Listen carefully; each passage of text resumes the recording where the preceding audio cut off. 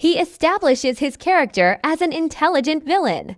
Ajay Devgn is the soul of this cop universe, and he is at home ground when playing Bajirao Singhum. He gives an earnest performance that is an extension of his previous Singhum mannerism. Deepika Padukone looks way too irritating as Shakti Shetty. In the film, she claims to be a fan of Singhum, but the way she acted reminded me of Inspector Mila Mardikar, played by Asha Kapikar from Kya Kul Hain.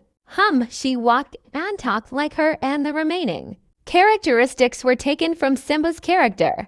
Kareena Kapoor is another letdown in the movie. She performs her part half-heartedly. There are a few scenes where she could have made strong mark, but she fails to bring the zing to her performance. Looking at Tiger Shroff doing what he does best is definitely a treat. His stunts are like fluid, but when it comes to performance, his performance is below average, like always. Action scenes look funny and super unrealistic. Imagine police officers not using rifles or pistols, but locking up police stations doors so they don't have to fight the gangsters. It felt like they were planted at convenient points to be beaten up by goons. The storyline unabashedly portrays India taking down enemies on foreign soil, without so much as a courtesy call to the host government, at a time when international relations are under the spotlight. This cloak and dagger approach feels massively out of sync. And while the film proudly claims that India doesn't negotiate with terrorists, it does seem that the government will spare no expense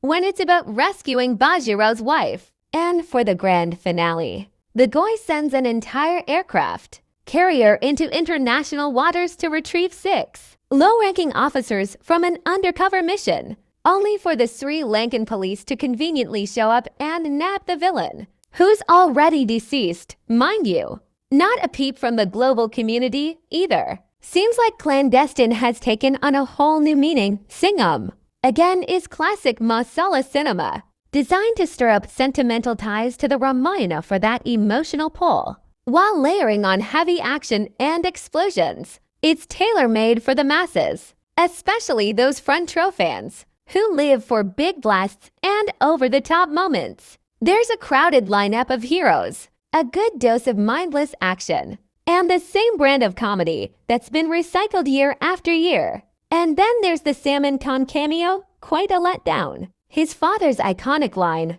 of Aika Maza from Sholay Kabir Singh's classic feels awkwardly shoehorned in, coming off as forced rather than nostalgic. Even die-hard Salman fans would cringe at this half-hearted appearance. After all, you cannot expect the Silence of the Lambs kind of experience from The Expendables. Singhum again gets a 3 out of 5 from me.